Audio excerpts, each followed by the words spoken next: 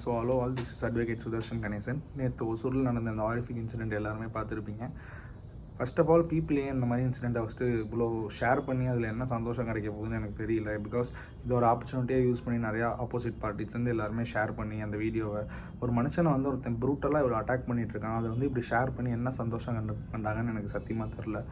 பேசிக்காக இன்னொரு மேட்ரு என்னென்னு பார்த்தீங்கன்னா, அந்த கேஸோட ஃபேக்ட்ஸ்குள்ளே நான் போக விரும்பல. ஏன்னா ஒரு உமனை வந்து இந்த கேஸில் இன்க்ளூட் பண்ணுறதுனால நம்மளுக்கு அதோட எவ்வளோ அந்த ஃபேக்ட்ஸில் எவ்வளோ உண்மை இருக்குன்றது தெரியல. ஏன்னா ஒரு சைடு வந்து அந்த அஃபேர் இருக்குன்றாங்க, ஒரு சைடு ஒரு தப்பாக மெசேஜ் பண்ணுறாங்கன்றாங்க. முதல்ல அந்த மாதிரி அஃபேர்ன்ற வேர்ட்ஸே வந்து உமன்ஸுக்கு அகேன்ஸ்டாக யூஸ் பண்ணுறதுன்றது ரொம்ப ஒரு தப்பான விஷயம். ஸோ அதுக்குள்ளே நான் போக விரும்பல. பட் என்ன தான் இருந்தாலுமே வந்து கோர்ட் அப்படின்ற ஒரு சுற்று வட்டாரத்தில் இருக்கிற மாதிரி இந்த மாதிரி ஒரு இடத்துலையோ இல்லை ஹாஸ்பிட்டலுக்குள்ளேயோ இந்த மாதிரி ஒரு ப்ரூட்டலான ஒரு சம்பவம் நடக்கிறப்ப, ஒரு அக்ரிவேட்டட் அசால்ட் நடக்கிறப்ப, ஒரு ப்ராப்பர் செக்யூரிட்டி இல்லைன்றப்ப வந்து அது பீப்புளோட ஒரு நார்மல் சிட்டிசன்ஸாகவே இருக்கட்டும், பீப்புளோட சேஃப்டிக்கு வந்து ரொம்ப ஒரு இன்செக்யூராக இருக்குதுன்னு நான் ஃபீல் பண்ணுறேன். சீஃப் ஜஸ்டிஸும் இன்றைக்கி அதுதான் சொன்னார். ஏன்னா க்ரைம்ஸ் வந்து எல்லா இடத்துலையும் நடக்குது, அதை நம்ம எல்லா இடத்துலையும் போய் தடுத்துட்டு இருக்க முடியாது, செக்யூரிட்டிஸ் தான் கொஞ்சம் டைட் பண்ணணும் அப்படின்ற விஷயத்தை தான் அவர் எடுத்து வச்சார்.